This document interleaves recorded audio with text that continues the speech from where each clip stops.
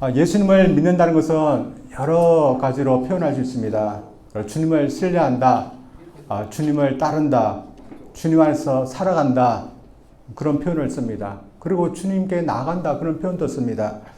이런 표현이 있다는 것은 주님을 믿는다는 것에는 여러 가지 측면이 있다는 것을 말합니다. 그래서 당시 성도들도 주님 앞에 나왔고, 주님을 신뢰했고, 주님 뒤를 따랐고, 또한 주님 안에서 서로 신뢰하면서 살아갔습니다.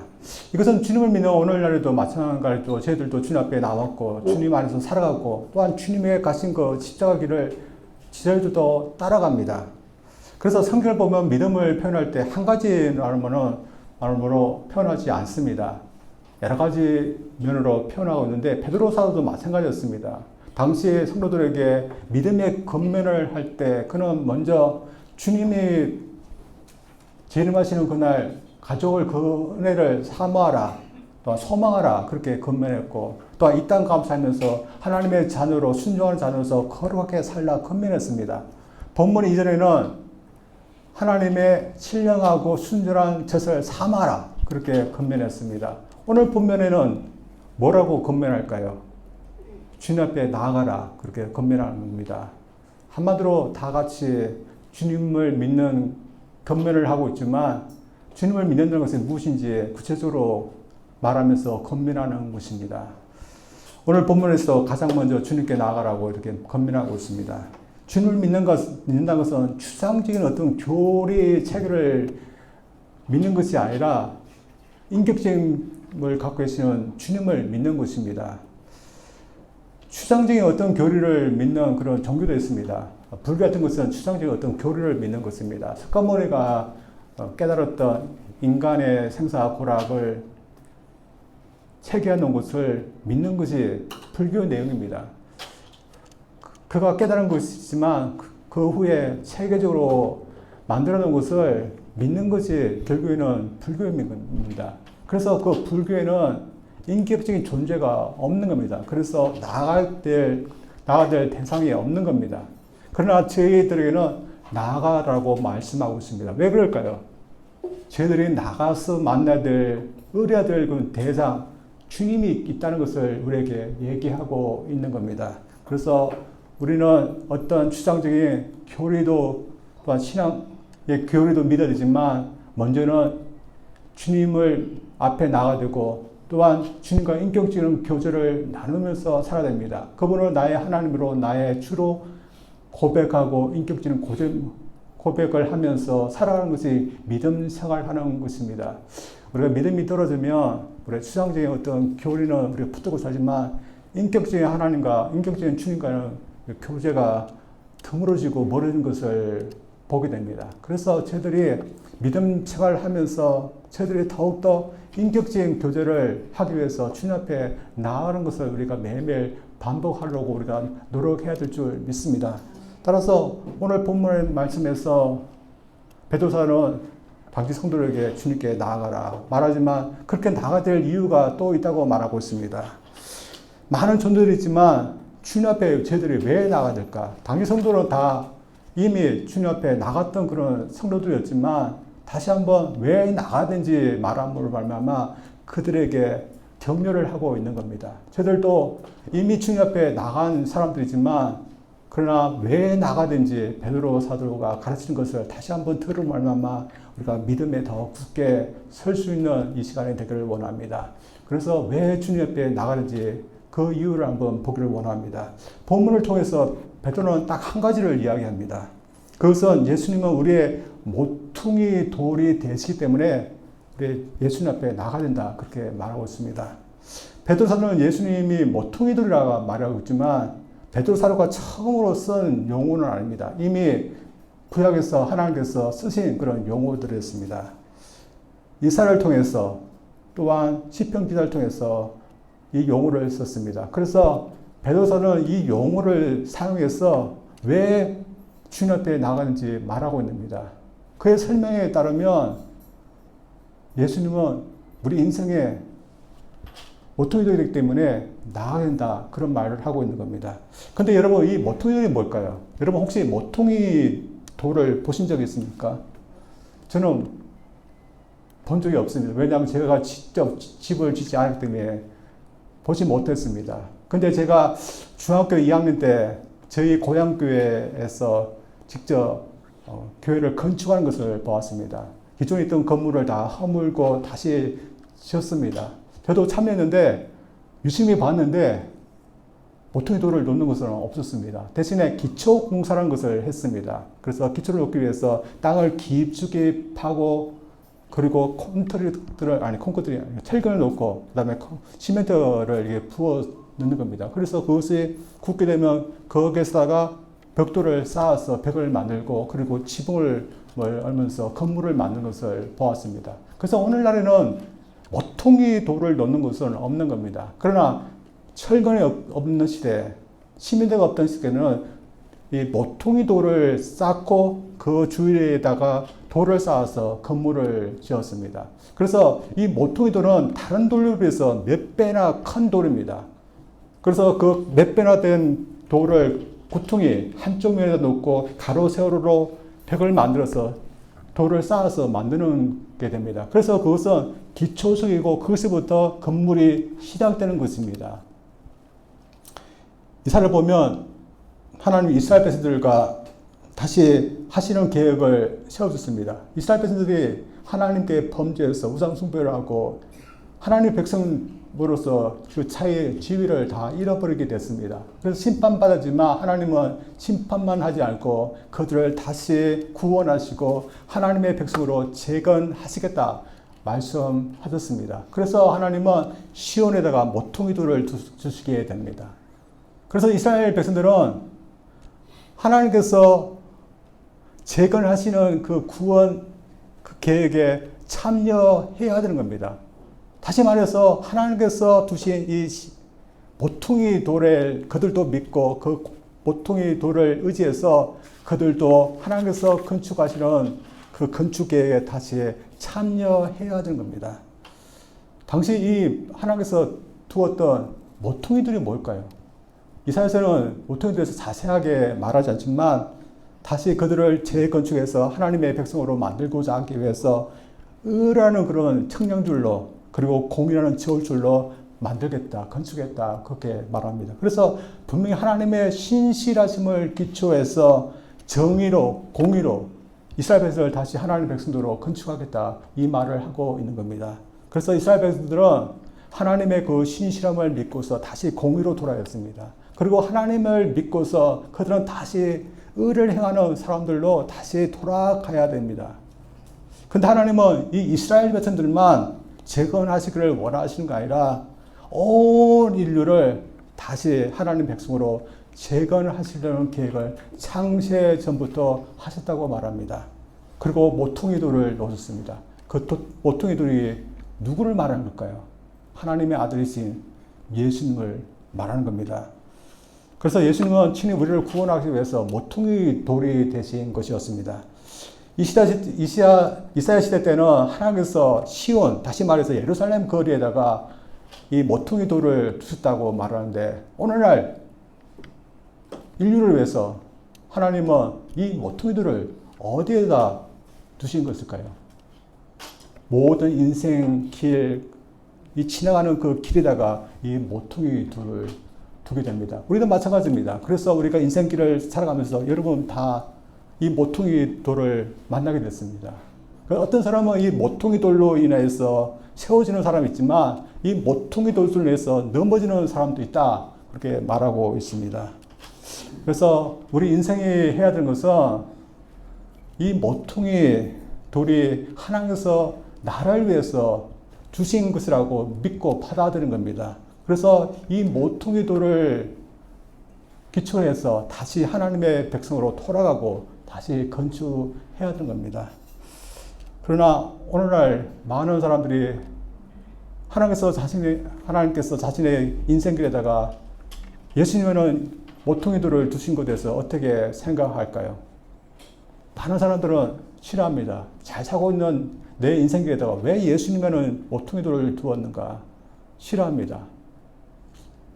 왜 예수님을 믿어서 힘들게 하고 왜 이렇게 예수님을 믿어야지 구원받는다 또 신뢰하라 그렇게 얘기하냐고 싫어합니다. 그들은 예수님을 믿고 예수님을 신뢰하면 구원받고 또 인생에 살고 또한 세워진다는 것을 믿지 않는 겁니다. 오히려 다른 모퉁이돌을 더 의지하고 그것을 의지하면 인생이 살 거라 세워질 거라 그렇게 생각합니다. 그래서 많은 사람은 어떤 모퉁이돌을 의지할까요? 자신의 부나 또한 자신의 학력, 인맥, 또한 자신의 자녀, 또 건강 등등을 의지합니다. 그래서 하나님께서 이 예수님이라는 모퉁이돌을 믿고 또 그곳에 자신의 인생을 세우면 세우리라 그렇게 하시지만 듣지 않는 겁니다. 이러면서 당시 성도들은 그들과 달랐습니다. 그들은 자신의 인생을 세우기 위해 예수님이 자신의 인생의 모퉁이 돌이 되었음을 받아들였습니다. 그래서 여러 바뀌지만 모퉁이 돌이 되신 예수님을 중심으로 해서 새로운 인생을 세워가고 있었습니다. 그래서 구체적으로 이 삶이 나타났습니다. 이 구체적인 삶이 뭘까요? 바로 교회를 이루고 교회 생활을 하는 것이었습니다. 그래서 모퉁이돌을 삼아서 다시 새로운 인생을 시작했던 당시 성도들은 교회 생활을 하는 것을 새로운 삶의 한 일부로 그렇게 생각하면서 그렇게 살았습니다. 그리고 베드로 사도도 그렇게 말하고 있습니다. 그래서 4절 5절 말씀을 제가 읽겠습니다. 너희도 산돌같이 신령한 집으로 세워지고 예수 그리스도로 말미암아 하나님의 기쁘게 받으실 신령한 제사를 드릴 거룩한 제장이 될지라.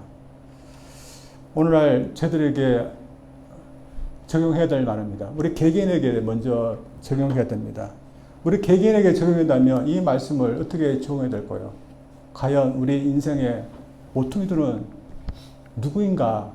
라고 우리 적용해야 됩니다. 하나님은 우리 인생을 살리기 위해서 예수님의 모퉁이들을 두시고 그 인생을 모퉁이들에서 세워가기를 바라시고 그렇게 하라고 했는데 개개인적으로 해야 될 것은 그 모퉁이 돌이신 예수님을 나의 인생의 모퉁이 돌로 받아들이고 믿고 의지하는 겁니다. 저희 믿는 사람들에게는 너무 당연한 것이지만 의외로 많은 그리스도인들이 자신의 인생의 모퉁이 돌이 예수님이 아닌 분들이 참 많습니다. 교회 다니면 다 예수님이 자신의 모퉁이 되는 것이라고 생각하지만 그렇지 않고 교회 다니는 분들이 그렇고 신앙생활하는 분들이 참 많습니다. 이러면서 여러분 어떻습니까? 여러분 인생에 정말 예수님이 여러분의 인생의 전부고 중심이고 기초이고 또한 여러분의 산돌이고 모퉁이돌입니까? 그리고 여러분 정말로 예수님을 의지하면서 중심으로 해서 살고 있습니까?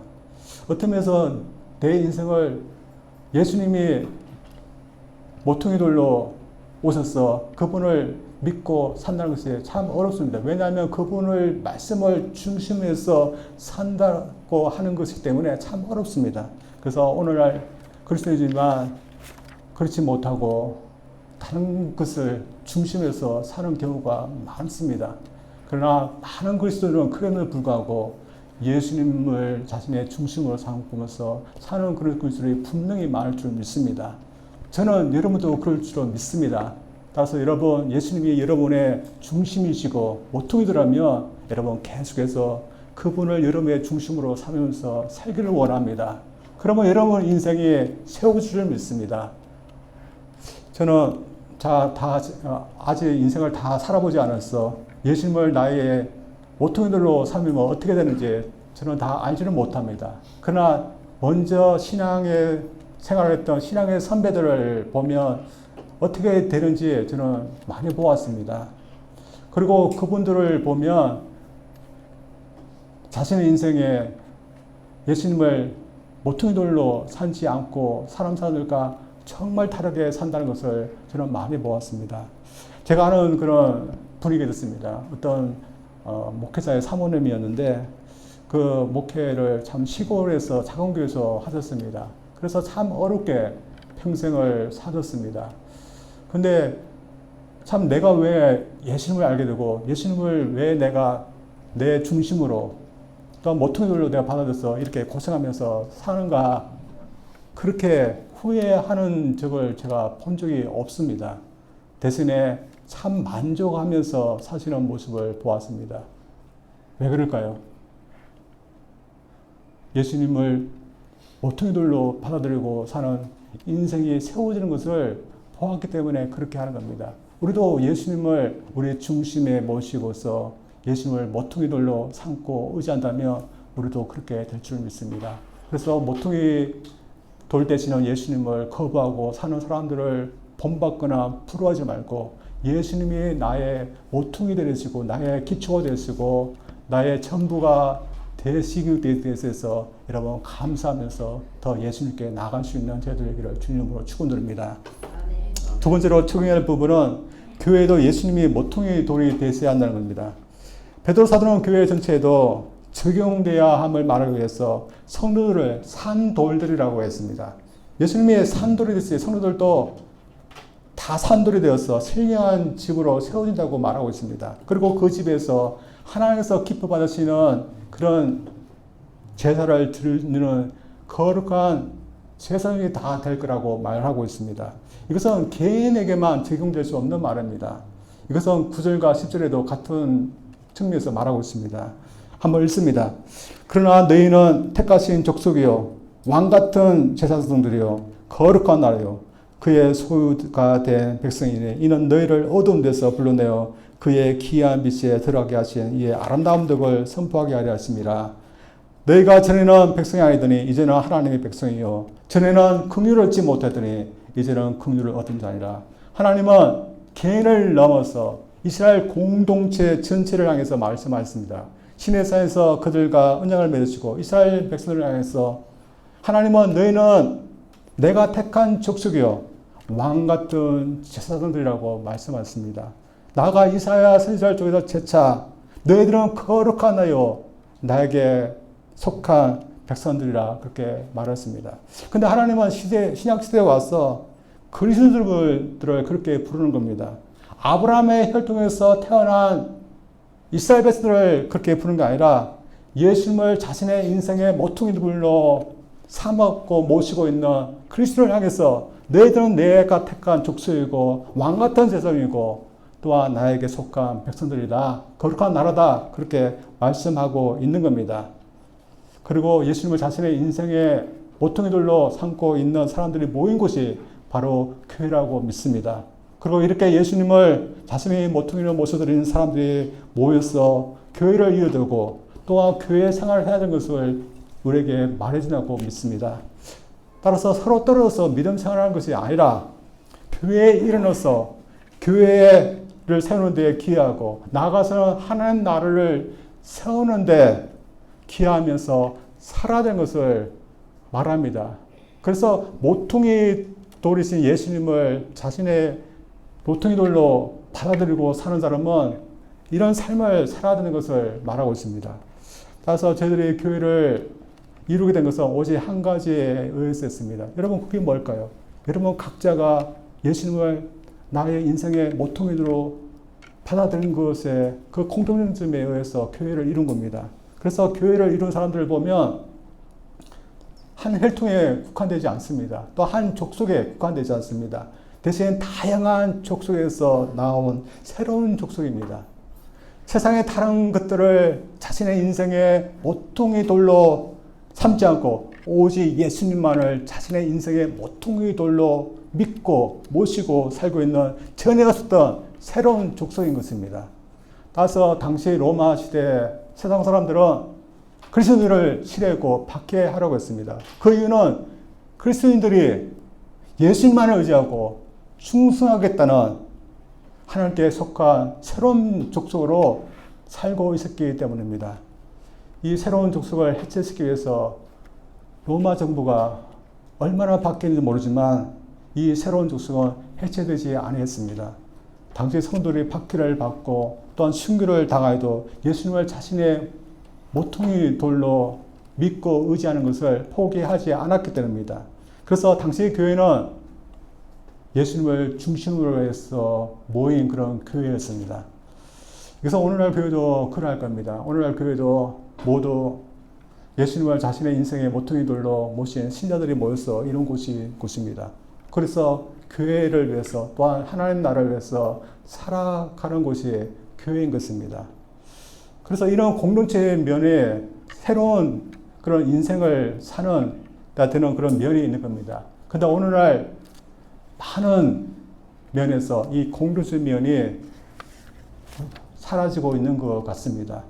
요즘 교회를 많이 비판합니다. 세상 사람들이 특히 한국에 있는 그런 사람들이 교회를 많이 비판합니다. 여러 비판하는 것 중에 하나가 왜 교회가 이렇게 많냐 그렇게 비판하는 사람들이 있습니다. 특히 도시를 보면 많은 목사님들이 교회들 도시에다가 개척하기 때문에 아파트쯤 가면 많은 교회들이 이렇게 있습니다. 세상 사람들은 이것을 보면서 왜 이렇게 쓸데없이 많이 교회를 개척했느냐 그렇게 비판합니다. 어딜 가도 교회 있다면서 비판합니다. 그러나 문제는 그리스도인들도 교회를 비판한다는 겁니다. 물론 교회가 너무 많은 것에 대해서 비판하지는 않습니다. 그러나 세상 사람들이 교회를 비판한다고 해서 그리스도인까지 교회를 비판해서 교회 생활을 꼭 해야 되느냐 그렇게 비판하는 그런 분들도 있습니다. 그래서 어떤 그리스도인들은 무교회주의를 주장하는 사람들도 있습니다. 그러나 이러한 비판에 대해서 교회는 더 늘어나서 모든 사람들이 예수님을 자신의 인생의 모퉁이돌로 받아들일 때까지 교회는 더 늘어나야 되는 겁니다. 따라서 저희들이 교회로 모여서 저희들이 해야 될 것은 교회에 대해서 부정적인 판단을 하지 않는 겁니다. 작은 교회는 작은 교회에서 모여서 뭘 하냐, 또한 이 작은 교회를 이루어서 무엇을 하느냐 그렇게 부정적인 판단을 하면 안 되는 겁니다. 또한 큰 교회에서 왜 이렇게 크게 되느냐 비판적인 판단을 하지 말아야 됩니다. 대신 서로를 격려해주고 용기를 줄 수 있는 말을 해야 됩니다. 그래서 예수님을 모퉁이 돌로 모시고 예수님을 의지하면서 사는 것이 참 좋은 것인데 참 잘했습니다 하면서 우리는 서로 예수님을 나의 인생의 모퉁이 돌로 받아들이고 믿고 섬기고 있는 그 자신에 대해서 서로 우리는 칭찬해 줘야 됩니다. 그래서 예수님을 인생의 모퉁이 돌로 여기 때문에 내가 교회의 일원이 되었고 교회 생활하는 것을 대해서 잘하고 있다고 우리는 칭찬해 줘야 됩니다. 그래서 교회가 더 늘어나서 더 많은 사람들에게 예수님이 자신의 인생의 모퉁이 돌이라는 것을 전파하는 그런 역할을 하도록 교회를 세워야 되는 것입니다. 이러면서 저희들에게는 예수님이 우리 인생의 모퉁이 돌이라는 것을 대해서 자부하는 마음이 있습니까? 다른 사람들은 모퉁이 돌로 받아들이지 못하기 때문에 무너지는 인생을 살 수밖에 없지만 우리는 예수님을 받아들여서 그 모퉁이 될 예수님의 안에서 우리가 살아가고 있다는 것에 여러분 자부심을 느끼고 있습니까? 우리 각자에게 그런 것이 좀 있으면 좋겠습니다. 그리고 우리 교회 전체적으로 그런 자부심이 우리에게 있으면 좋겠습니다.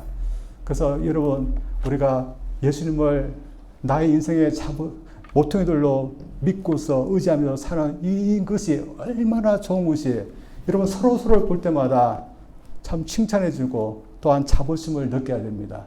그래서 우리가 삶을 살 때도 개인적으로 그렇지만 교회에 처음으로 들어올 때 이 교회는 예수님을 믿어서 참 행복한 교회구나. 예수님을 자신의 주인으로 모셔서 사는 것에 대해서 참 기뻐하고 행복한 교회구나. 그런 것이 있어야 됩니다.